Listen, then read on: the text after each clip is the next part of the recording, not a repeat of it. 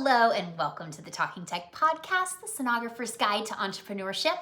I'm your host, Jennifer Lindsay, and today in episode 3, we are chatting about the beauty of the side hustle. Many people are so scared to jump in and start their own business because they think they'll need to quit their job and all the security that brings to go out on their own, and that's just simply not the case. In fact, we suggest to our students that they start this business as a side hustle so that they can start and begin growing their business while they still have the security of a paycheck and benefits. So today, we are going to chat about the 5 ways to start your mobile ultrasound business as a side hustle. All right, so let's get started. First things first, you have to have time to go out and meet with physicians. Getting out there and hitting the pavement is an absolute must.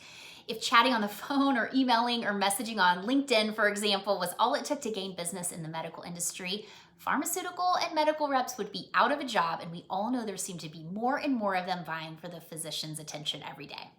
Some businesses work in an online environment, but this just isn't one of them. So we have to set aside some time during normal business hours to get out there and get in those physician offices. Now, there's also a lot of behind the scenes work that can be done in the evenings and on the weekends, but your IPAs or income producing activities need to be done during office hours. Okay, so how do we do that? Each of our students is different. So we have some that already have a day or 2 off because maybe they do 4 10-hour shifts or weekend work, or perhaps they already have, a PRN work that they do and can optimize their schedule a little bit. That's obviously the perfect setup and scenario because they don't need to change anything at that point. They can hit the ground running with their schedule already adaptable to getting things done. Now, those of you working 5 days a week, Monday through Friday, are gonna have to look at some options to alter that.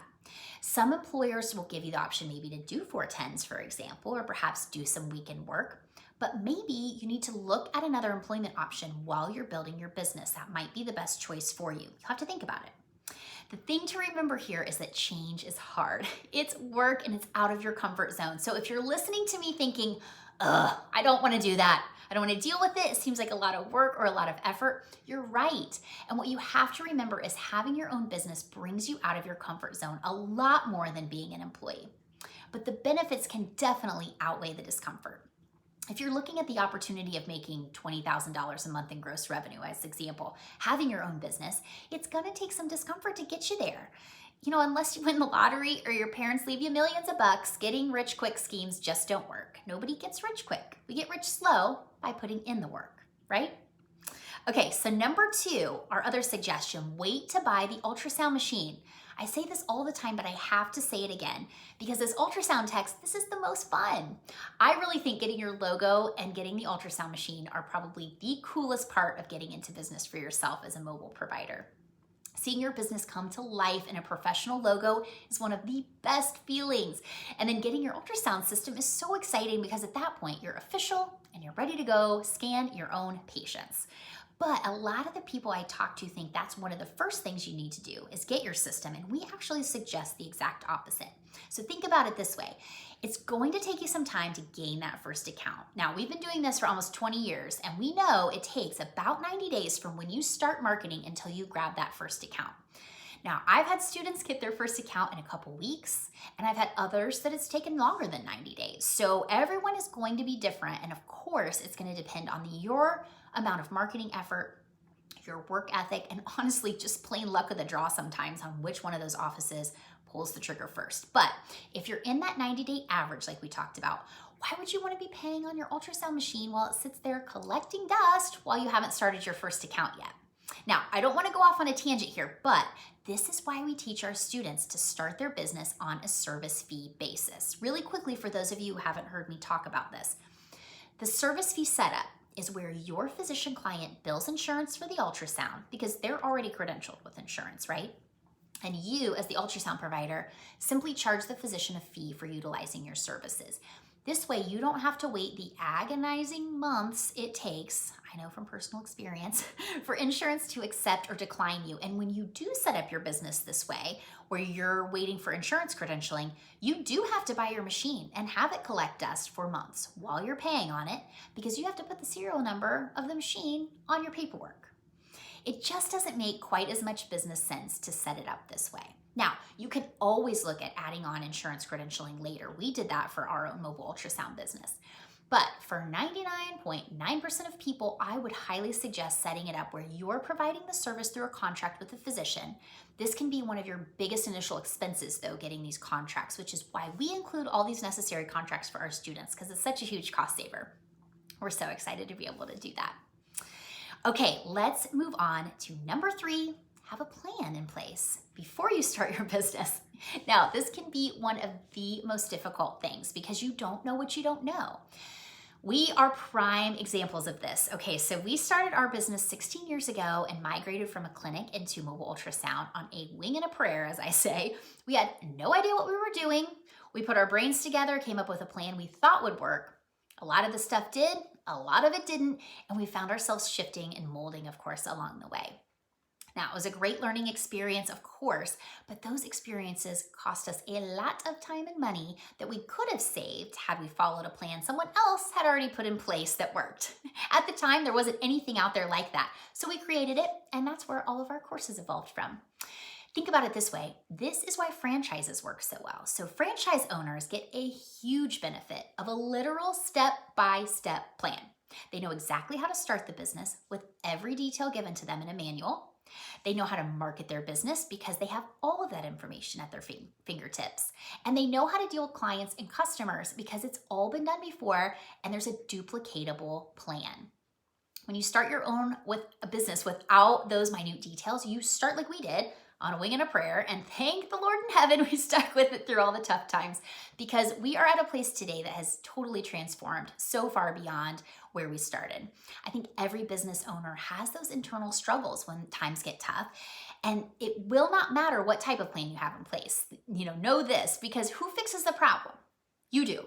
You don't have a boss or an HR rep or your hospital administrators that swoop in to deal with stuff. It's on you. And you begin to wonder, geez, am I cut out for this? Can I handle this? You've got to put that negativity aside and realize those feelings are normal. It's okay. Acknowledge them, but then restructure those thoughts to say, I am cut out for this. So what do I need to do to fix it? Who can I ask for help? What research can I do to find the answers? Now, let me say, it doesn't matter if you have a tried or true step-by-step plan or if you're winging it on your own. Tough times are ahead. There are going to be trials and tribulations, just like everything else in life. But man, having a tried and true plan in place makes those trials fewer and far between. And that's really why I love what I do. We are able to work with our students and really give them that franchise model without all the franchise costs. So cool. Being in the business of helping others succeed is really one of the most rewarding things I've done. And if you need a little help coming up with the basics of this plan, we've got a freebie for you, so make sure you've grabbed it already. It's the 6 things to consider when starting your own mobile ultrasound business. And I'll put a link to it here on YouTube and in the show notes as well. It's really great basic info to have on plan to help you get that plan started. Okay, let's move on to number 4. You need to be able to figure out how to use your time wisely. This can be one of the hardest things because you have so many things to do. And if you're starting out in a scenario where you also have your regular job too, it's going to be hard to figure out where to fit in all of this extra stuff you've now got to get done. My suggestion is that during the days you have availability during office hours, focus on your IPAs. Remember, IPAs are your income producing activities, those things that move the needle. You'll have a ton on your to-do list, and most of those are going to, be those back-end items that you have to get done anyway, but the IPAs are the activities that are going to move that needle forward for you. So these would include meeting with physicians, checking on potential contracts, following up with offices who had interest of your service, things like that. An example of the non-IPA items would include putting a list together of doctors to call on. So that is something that you can do in the evening or on the weekend so that when it is business hours, you've got that done so you can actually focus on the actual meeting part of the task or the IPA. We have to get a business owner mindset here.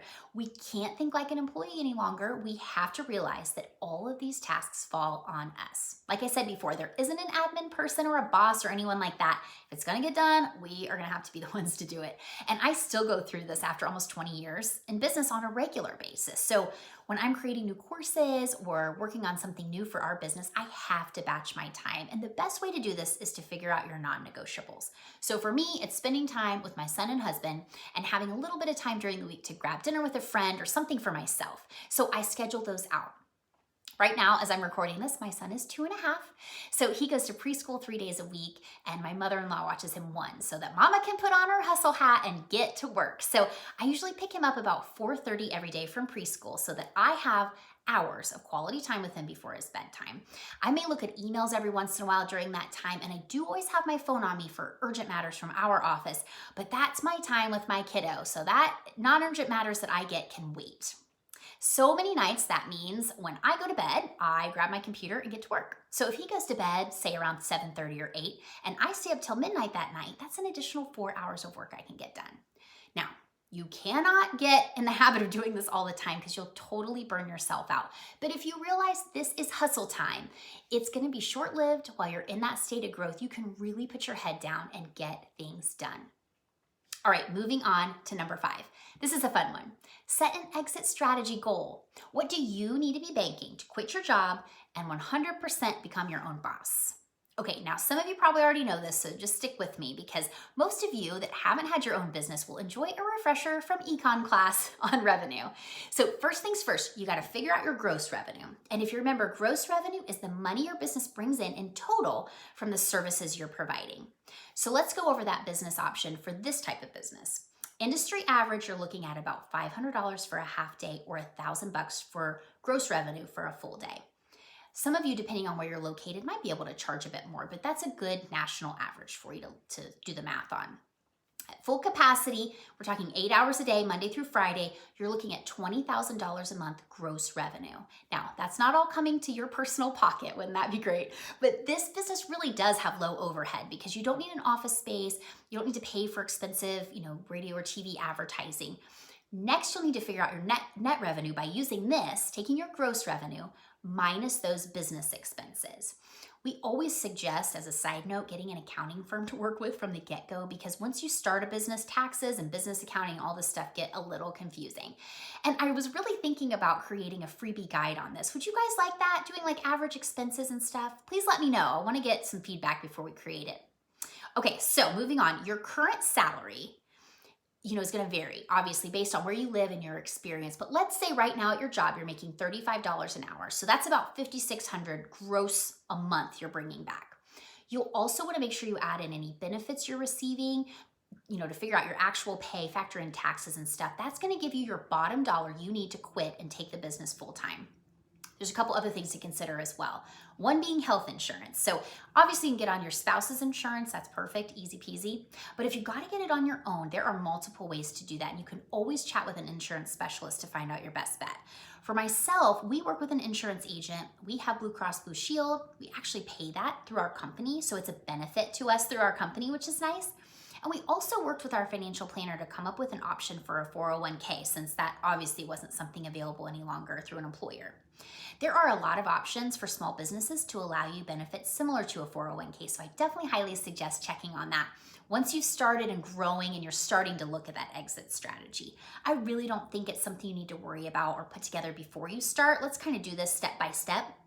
But thinking about that exit strategy is so exciting, isn't it? Okay.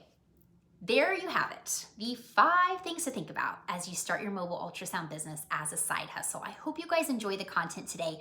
Please subscribe. Make sure you give us a review. If you guys have any content suggestions, we love hearing from you guys. I've got a list going from you right now. Until next week, my friends, bye for now. We'll see you soon.